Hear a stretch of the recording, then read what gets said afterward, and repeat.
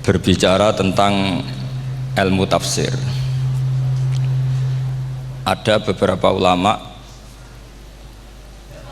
yang menghindari kata tafsir karena makna tafsir itu memaknai atau menduga apa yang dikehendaki Allah. Tentu itu sulit. Satu, bahwa faktanya kita sudah tidak bisa komunikasi dengan Allah karena tidak ada wahyu lagi. Sehingga dari kehati-hatian ini pernah suatu saat Abu Bakar ditanya, ma makna abban fi qaulihi ta'ala wa faqihata wa abba. Beliau menjawab, saya tidak lagi pantas hidup di atas bumi, di bawah naungan langit, jika saya mengatakan naqulu fil Quran, jika saya harus berpendapat tentang Quran apa yang tidak saya ketahui. Itu kehati-hatian yang dilakukan Sayyidina Abi Bakrin As-Siddiq. Tapi teori ini berbanding paradok, berbanding ekstrim, ketika bahwa Quran itu diturunkan itu sebagai hudan, sebagai petunjuk, kedua sebagai bayanan, sebagai penjelas. Dan ini yang saya yakini, kalau sebagai penjelas, Quran itu harus jelas sekali dan bisa menjelaskan. Dan Quran mensifati dirinya wal kitabil mubin, demi kitab yang memberi penjelasan. Sehingga dari sudut ini orang kafir pun mungkin memahami Quran. Dan menurut saya orang kafir pun bisa paham Quran. Kalau Ahok itu melintir Quran, tidak memahami Quran, paham? Senok harganya itu melintir Quran tapi tidak memahami Quran. Tapi bahwa Quran itu bisa difahami orang kafir itu ya. Logikanya gampang begini, kata Imam Syafi'i dalam kitab Ar-Risalah. Ketika Quran turun, itu pendengarnya itu udah ada yang muslim, belum ada santri Kewagian, nggak ada santri Lirboyo, udah ada santri Sarang. Pendengarnya itu non muslim. Nah ini sampai angan-angan, ketika Quran turun tuh pendengarnya muslim atau non muslim? Non muslim. Andai kan Quran itu turun tidak difahami orang kafir, maka lalu objeknya siapa, sasarannya siapa? Lah sebab itu akan aneh kalau kita yang mondok, misalnya ngaji Edkon, ngaji Alfiyah, ngaji Ulumul Quran, apa saja, kemudian Anda tidak paham Quran, padahal orang kafir saja bisa paham. Nah ini tantangan bagi kita. Sing kafir wae iso paham Quran, masa kita santri tidak paham Quran. Makanya begini, di antara awal-awal periode Makkiyah ada surat disebut Qul ya ayyuhal kafirun. Katakan Muhammad ya ayyuhal kafirun. Karena mukhatabnya atau lawan dialeknya Nabi adalah orang-orang apa? Kafir. Mereka paham ketika dijelaskan Quran, paham. Dan sebagian mereka menjadi mukmin karena paham. Itu termasuk isi makalah yang saya utarakan di sini. Mereka tanya, ya Muhammad, siflana rabbak amin dahabin amin nuhasin amin hajarin. Karena orang kafir jahiliyah itu punya tren yang namanya Tuhan itu fisik. Mereka punya Lata, punya Uzza, punya Hubal. Sehingga kalau Tuhan-Tuhan kita ini dari batu, Muhammad, katanya Anda punya Tuhan yang berbeda. Lalu Tuhan Anda ini dari emas atau dari perak. Turunlah ayat Qul huwallahu ahad Allahus samad. Lagi-lagi mukhatabnya adalah orang kafir. Makanya ini juga akhirnya jadi ilmu madhab, ilmu tentang firqah-firqah dalam Islam, bahwa kesalahan terbesar orang Khawarij sebagaimana yang dikutip Imam Bukhari, nanti saya mencari di juz 4 atau di juz 3, pokoknya di bab Babu Qitalil Khawarij, karena Imam Bukhari punya adat diulang-ulang. Kata Ibnu Umar yang dikutip Imam Bukhari, innahum intolaku ila ayatin nazarat fil kufar faja'aluha alal mu'minin. Orang-orang Khawarij atau kalau sekarang orang-orang radikalisme itu meneliti Quran, kemudian ketika ada kriteria manusia-manusia tertentu itu dianggap itu kenanya orang Islam, korbannya orang Islam. Padahal awal mula ayat ini turun untuk orang kafir atau kritikan pada orang kafir. Ini cilaka betul. Karena logikanya seperti yang dikatakan Imam Syafi'i, ketika Quran turun ini nggak ada orang Islam, yang ada orang kafir. Sehingga mukhatabnya adalah orang kafir. Tapi ayat-ayat ini nanti dipakai Khawarij untuk mengcounter orang Islam, sehingga mereka mudah mengkafirkan kita karena pakai ayat yang dari awal Allah mengkafirkan orang kafir, sekarang ayat itu dipakai mengkafirkan orang Islam. Ini saking gebleknya orang apa? Khawarij. Makanya kata kitab Fathul Bari yang menyarai Bukhari itu, yang mendorong orang Khawarij seperti itu adalah jahluhum bisyariah. Memang mereka benar-benar bodoh, benar-benar goblok. Misalnya kita kiai atau kita ma'arif atau kita santri atau kita orang soleh, kemudian kita tidak bisa melakukan apa yang kita katakan, terus kita oke lah, kita kena kritik misalnya atakmurunan nasa bil birri apa watan sauna anfusakum wa antum taslunal kitab. Terus kita katanya bisa ngomong tapi tidak bisa melakukan, terus dikritik dengan ayat itu mestinya tidak tepat. Karena itu asbabun nuzulnya adalah orang-orang Yahudi karena tahu bahwa sifat Rasulullah itu ada di Taurat, mereka menyuruh keluarganya itu masuk Islam, tapi mereka sendiri tidak mau Islam. Kemudian turunlah ayat atakmurunan nasa bil birri wa tansawna anfusakum wa antum taslunal kitab afala ta'qilun. Sekarang perbandingannya begini, misalnya ada orang Islam, taruh saja Zaid itu maling, ya maling, konsisten dia malingnya sampai tua. Terus menurut Anda Zaid yang muslim ini, muslim, Zaid itu muslim tapi maling, jangan bilang maling tapi muslim, dia itu ya. Kemudian Zaid bilang ke anaknya, "Cung, kowe aja dadi maling, dadi santri sing soleh, sing maling bapak tok." Ndak.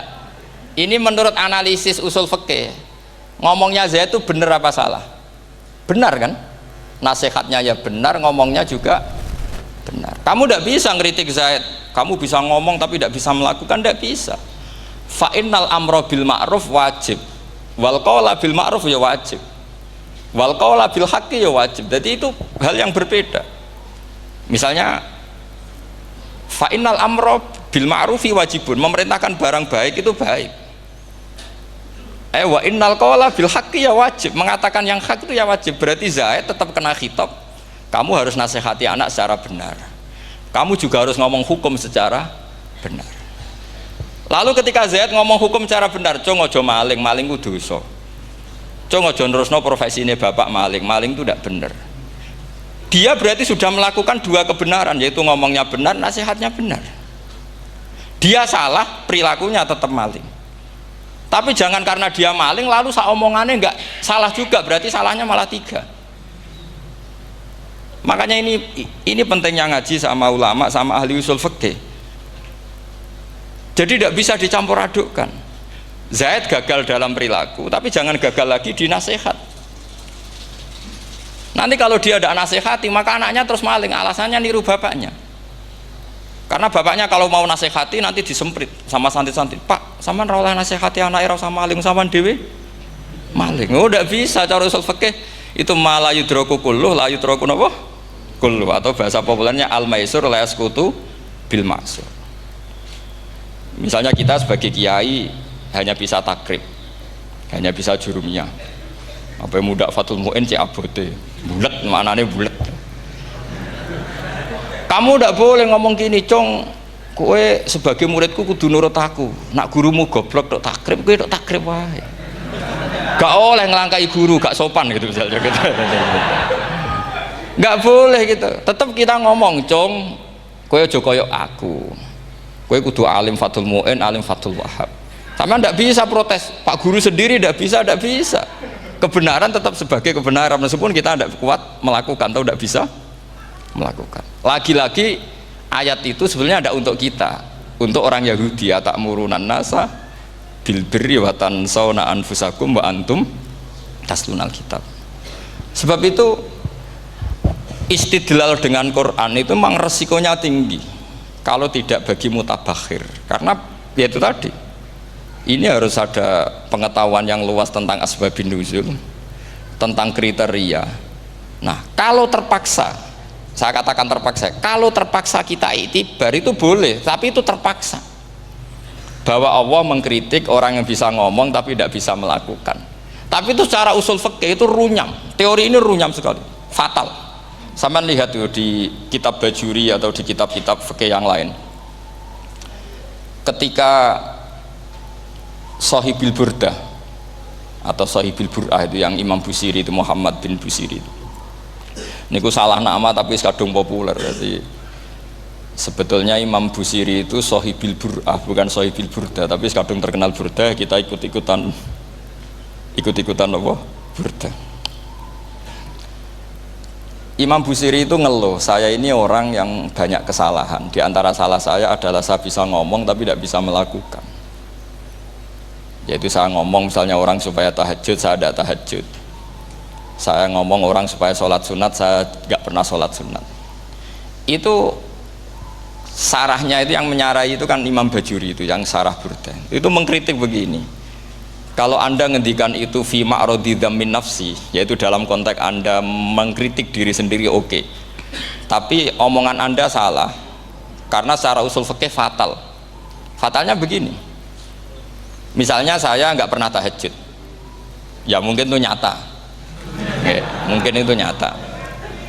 Apakah kemudian saya tidak boleh mengatakan at-tahajjudu sunnatun? Apa saya diwajibkan diam hanya karena saya tidak pernah tahajud, terus saya seorang kiai yang haram mengatakan at-tahajjud sunnatun? Saya harus tetap mengatakan kalau tahajud itu sunnah.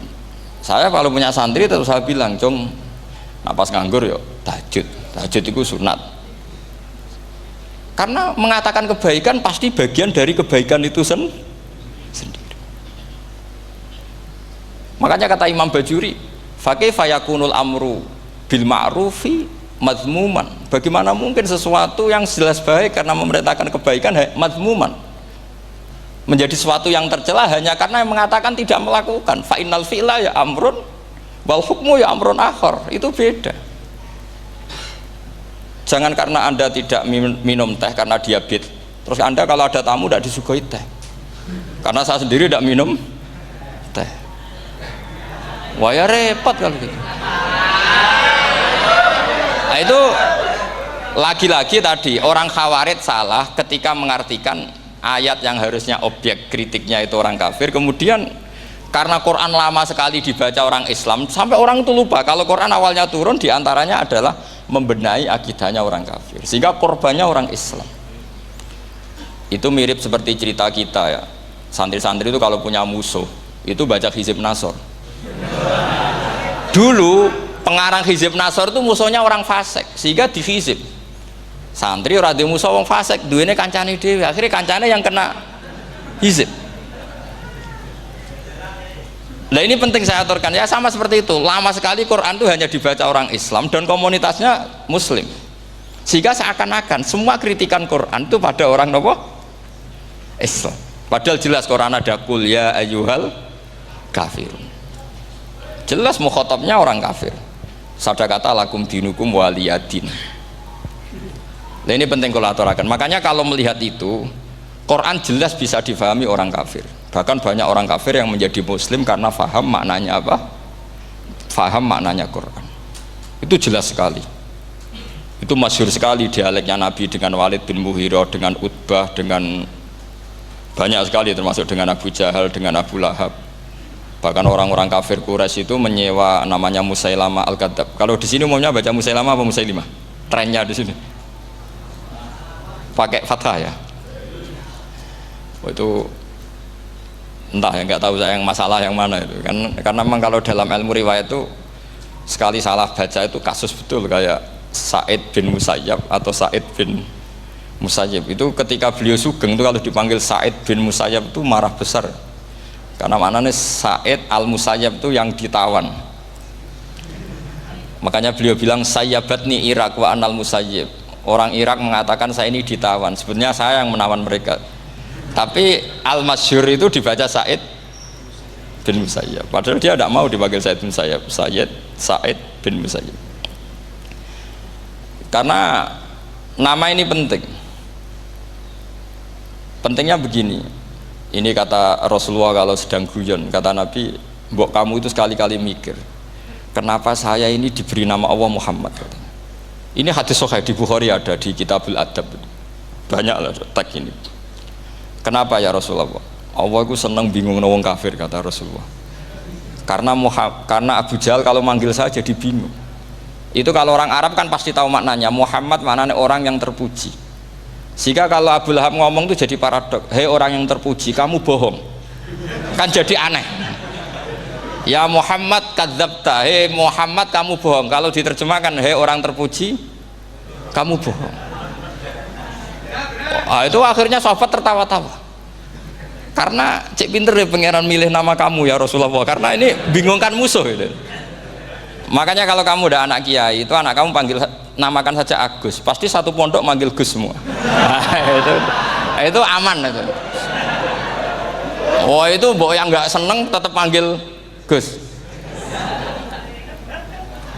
Karena kalau untuk Gus putra kiai kan butuh di bapak kiai, kan bapak ayus kadung rakyai itu kan, itu ada triknya, yaitu anaknya dinamain Agus.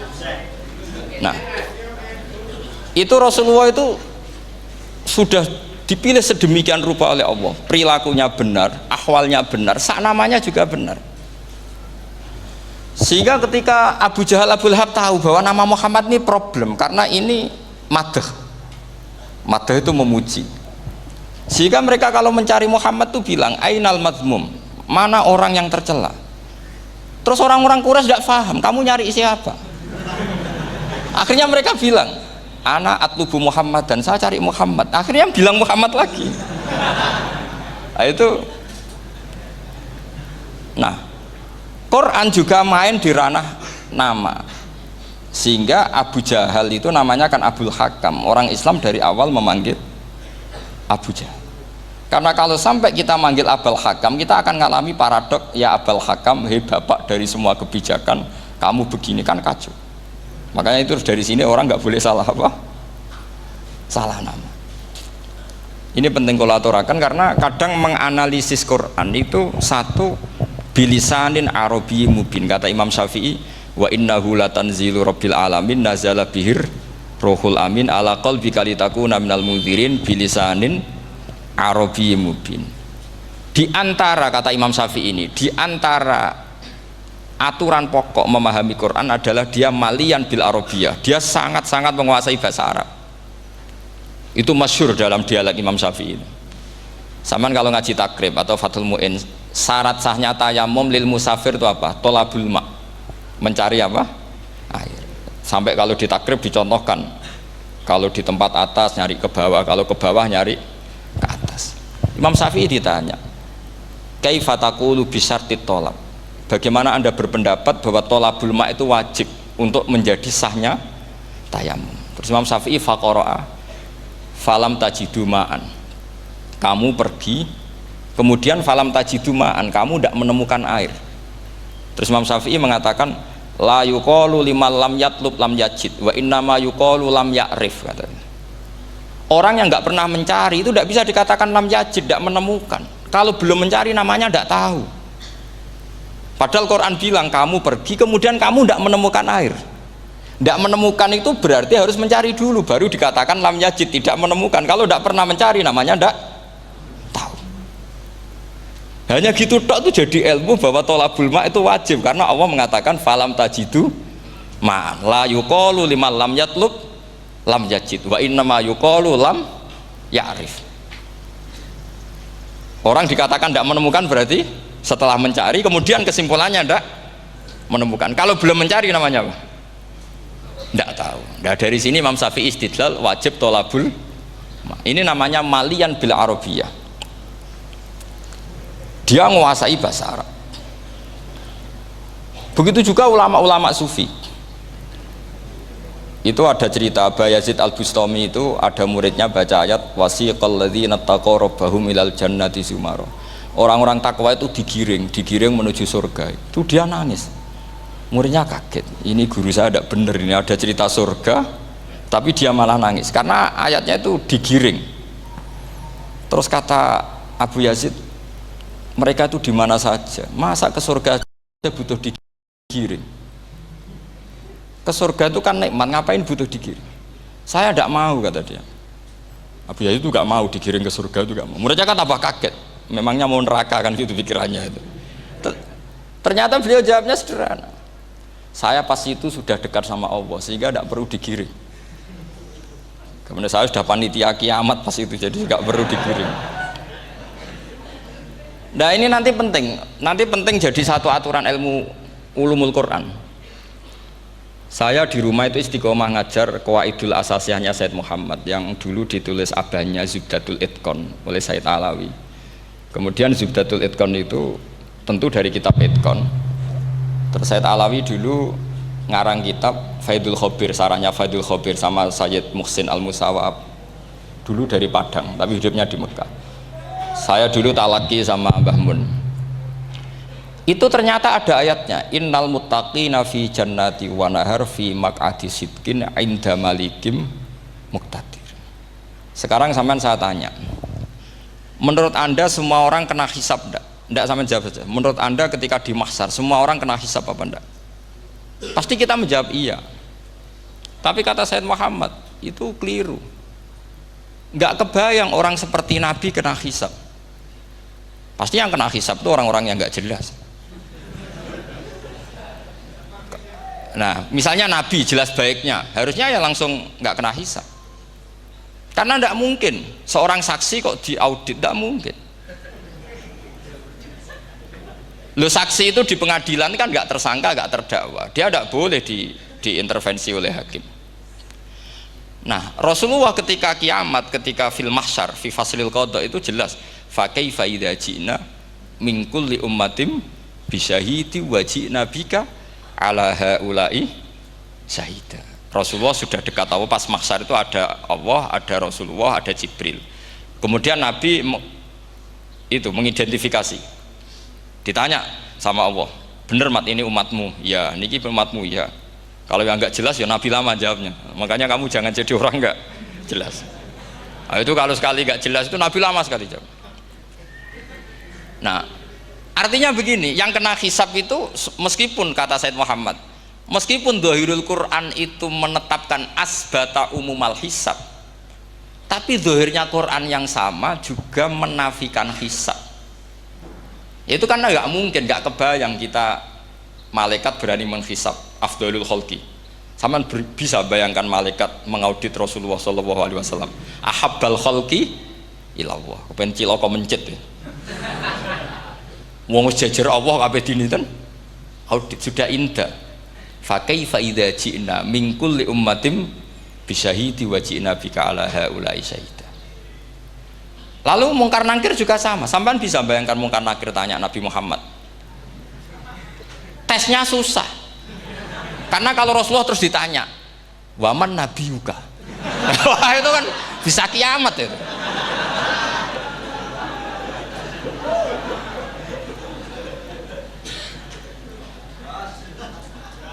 Paham ya?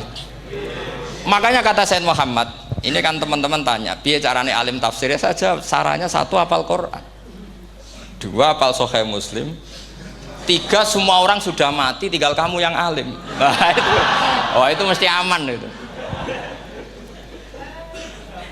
Nah kalau sampean tanya saya, apa buktinya Gus kalau orang tertentu tidak kena hisab? Ya buktinya tadi misalnya innalladzina qalu rabbuna Allahu tsummas taqamu tatanazzalu alaihimul malaikatu alla takhafu wala tahzanu wa absyiru.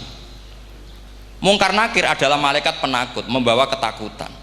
Sementara para wali ini jelas malaikat kena konstitusi, malaikat harus mengatakan ke para wali alla takhafu wala tahzanu. Padahal Nabi tentu sayyidul auli. Para wali saja malaikat kena aturan, kamu harus bilang alla takhafu wala tahzanu wa absyiru. Hei para wali, kamu jangan susah, jangan gentar, kamu harus gembira. Kamu bisa bayangkan misalnya mungkar nakir bawa godok atau orang kalau dipukul jul sak walang-walang. Kemudian kamu bayangkan si Abdul Qadir ngalami itu, Abdul Hasan Asadali ngalami itu, Abu Yazid Al Bustami Kalau itu ngalami gitu semua, ngapain kita jadikan mursyid? Kan sama nasibnya dengan kita. Nah, zahirul Quran mengatakan asbatal hisabah, tapi zahirul Quran di ayat yang lain lam yusbit al hisabah. Makanya tadi umumul Quran juga ditaksis dengan muqayyid, yang mutlak ditaksis dengan yang muqayyad, yang mujmal ya sama seperti itu, aturannya seperti itu, ditafsir sama yang mufassal. Sama orang kafir yang jelas, sampean bisa bayangkan malaikat ngaudit Fir'aun, cek kurang penggaweane, jelas eleke kok di audit. Misalnya Abu Lahab di audit, oh malaikatnya celaka mencet, berarti dia gak percaya sama pernyataan Tuhan tabat yada abi lahabiu. Malaikat kok ngaudit Abu Lahab, mungkin Gusti kula ceke nak menawi wonten api lho ki ora tau ngaji Quran tapi wong ayate tabat yada kok cek di cek. Nah, yang seperti ini masuknya kategori ulaikal ladzina, sateruse mereka yang kafir bi ayati rabbihim wa liqaihi fahabitos a'maluhum fala nuqimu lahum yaumal qiyamati wasna. Jadi ada orang-orang kafir yang jelas kena aturan fala nuqimu lahum yaumal qiyamati wasna. Jelas kafirnya ya gak kena hisab, yang jelas nabinya, jelas wasinya juga gak kena hisab. Yang kena kita di tengah-tengah. Tapi ilmu itu ikut mainstream karena semua orang bilang ada hisab ya kita ikut-ikutan bilang, ya sudah gitu saja. Tapi kalau aslinya ya rapati percaya. Umumnya uang gerono mati ditalkin ya kita melok-melokan nalkin. Tapi kalau kadang ya gak kebayang. Piye nak wali-wali ditalkin. Makanya ada di dunia wali itu ada cerita Rabi'ah Adawiyah, itu termasuk keramat beliau itu. Kali Imam Sibawi kan dalam cerita wali kan ditanya marabbuka, ngapunten niku man mausul nopo istifham. Wah itu malaikatnya ndak pernah khataman alfiyah kan, repot. Kalau Rabi'ah Adawiyah lebih parah lagi, itu beliau tuh nangis sekeras-kerasnya, nangis terisak-isak, dia tersiksa. Ya Allah, engkau itu zat yang paling saya kenali dan harusnya semua makhluk itu kenal engkau, tapi ini hamba engkau tanya engkau itu siapa ya? Itu kan ini orang aneh kata gitu. Karena Allah itu adharud dzahir, kata sampai Imam Sibawi silakan a'raful ma'arif. Jadi wong ora ora wis geblek tenan dari Imam Sibawi. Imam Sibawi kan atas nama dia pakar nahwu pertama mengatakan domir paling makrifat di antara 6 isim makrifat, paling makrifat itu domir. Tapi meskipun gitu a'raful ma'arif Allah, yang paling makrifat dari sekian isim makrifat itu Allah. Artinya satu nama yang orang harus kenal semua. Makanya di antara keramat beliau ketika ditanya wong kok ora tau ngaji fikih men ngaji nahwu wae, gak tahu dia ngaji carane sesuci, carane iddah tuh gak tahu ngaji nahwu. Terus dia tanya bima fa'ala rabbuka, lalu Allah memperlakukan kamu gimana? Terus kata Imam Sibawi ghafaroli, Allah mengampuni saya karena saya orang yang mengatakan Allahu a'raful